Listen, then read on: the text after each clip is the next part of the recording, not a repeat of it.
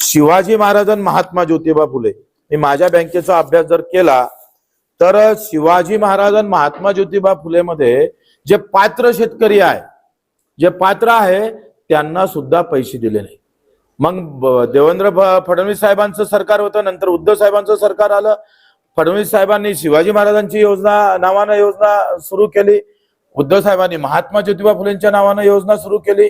आणि मग शिवाजी महाराजांमध्ये जे पात्र शेतकरी होते त्यांचे पात्र यादीमध्ये नाव आहे, त्यांना प्रोत्साहन निधीमध्ये त्यांचं नाव आहे, परंतु शिवाजी महाराजांच्या नावाचे आणि महात्मा फुलेंच्या नावांची जी योजना आहे त्यातल्या पात्र शेतकऱ्यांचे अजूनपर्यंत बँकेत पैसे जमा न झाल्यामुळं तो बोजा तच्च्या तसाच आहे।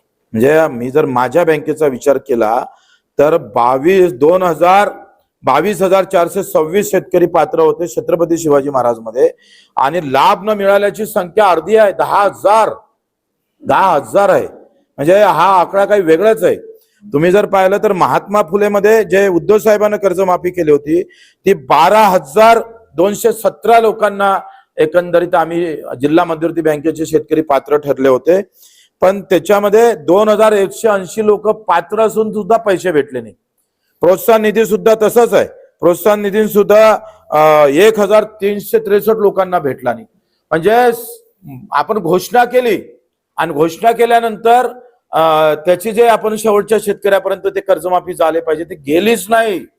10-20 वर्ष गेले, ते शेतकरी बोजा हटत नाही, कर्ज भेटत नाही। इकडे कर्जमाफीमध्ये नाव सुद्धा आहे, दुसरे इकडे त्याचा निधी आला नाही म्हणून तो कर्जमाफीमध्ये त्याचा बोजा उतरला नाही। या अनेक भानगड याच्यामध्ये आहे। म्हणून आम्ही एक शेवटची मागणी करतो आहे का मनमोहन सिंग साहेबांना कर्जमाफी केली होती 2006 आणि 7 ला, आता त्या कर्जमाफीमध्ये सरसकट अल्पभूधारक घेतले होते, कोणत्या अटीशटी ठेवल्या नव्हत्या। माझं असं म्हणणं आहे का 1996 पासून तर 26 पर्यंत सगळ्या जिल्ह्यात सगळे शेतकरी आहे, 4 लाख असो, 2 लाख असो, 3 लाख असो, असा सगळा जर आकडा काढला तर एका जिल्ह्यामध्ये 2,000 कोटी रुपये पाहिजे शेतकऱ्याला माफ करायला।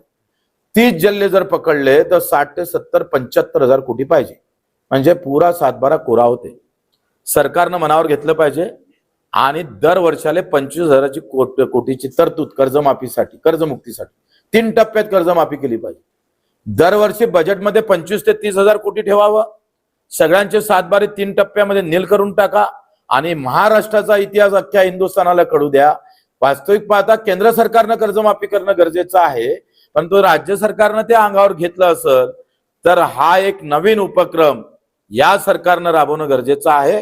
देवाभाऊचं नाव उज्ज्वल होईल, आमच्या एकनाथजी शिंदे साहेबांचा आम्हालाही शिवसेनेत आल्याला गर्व वाटल्याशिवाय राहणार नाही।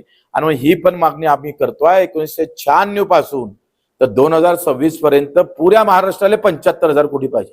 बहुत बडी बात नाही आहे। 8व्या वेतन आयोगामध्ये आता एका वर्षाला नाही म्हटलं तरी 1 लाख कोटीचा बोजा पडणार आहे कर्मचाऱ्यापोटी। 20 लाख कर्मचाऱ्यासाठी 1 लाख कोटीचा जर बोजा पडत असेल तर मग 75,000 कोटी काही 4-5 कोटी शेतकऱ्यासाठी काही फार मोठा आकडा नाही आहे, ते सुद्धा आम्ही मागणी करतो आहे। एकंदरीत शर्ती अटी ज्या आहे त्या काहीच फरक नाही। मी सगळं वाचलं ते GR जेव्हा मी पाहिले तर तुम्ही सांगतोय का याच्यामध्ये फक्त कंत्राटी जो कर्मचारी घेतलेला नाही तो घेतला पाहिजे, हंगामी कर्मचारी घेतला पाहिजे। मागच्या मध्ये जून काय म्हणते छत्रपती शिवाजी महाराज आणि महात्मा फुले मध्ये नगरसेवक, महानगरपालिकेचा नगरसेवक किंवा जिल्हा परिषद सदस्य हे त्याच्यात वगळले होते, आता याच्यात ते घेतले, ते वगळणं गरजेचं आहे। बाकी सगळ्या शर्ती अटी हे वाचून दाखवण्यात मी वेळ देणार नाही, पण सगळ्या शर्ती अटी सेम टू सेम आहे, यात काही फरक नाही। थोडक्यात सांगायचं असलं तर OTS करताना 2019चा शेतकरी जो महात्मा फुले मध्ये सुटला आहे तो पुन्हा कर्जबाजारी झाला त्याला घ्यावं, प्रोत्साहन निधी 1 लाख रुपये वाढवून तो 2 वर्षाची अट रद्द करावी। तिसरा असा आहे का ज्या विधवा भगिनी आहे, ज्या आमच्या खातेदार मयत आहे किंवा अपंग बांधव आहे त्यांची सरसकट कर्जमाफी करावी।